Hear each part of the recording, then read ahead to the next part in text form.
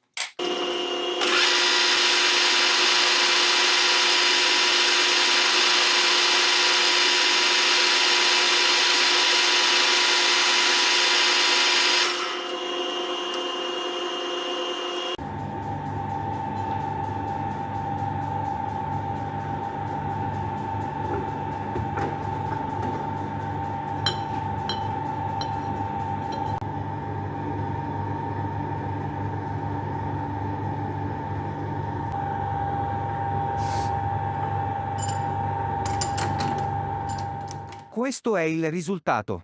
In questo modo è semplice creare una riduzione in modo estremamente rapido, in più i tubi innestati tramite mandrino e contropunta hanno un ottimo allineamento.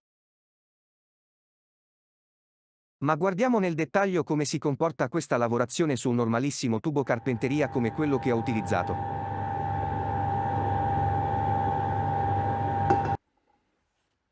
Questo è un tronco di cono che ho realizzato precedentemente, per poter vedere in modo dettagliato come si è comportato il tubo durante la lavorazione.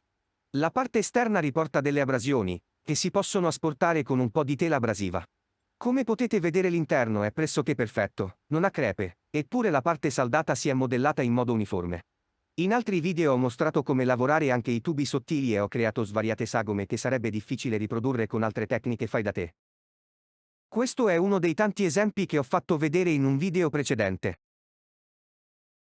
Sono lavorazioni semplici, che hanno come unico limite la fantasia. Per concludere ritengo che questa soluzione possa tornarvi utile in diverse situazioni, anche se è necessario avere un tornio con una discreta potenza per lavorare tubi di questo spessore. Mi auguro che il video vi sia piaciuto, grazie.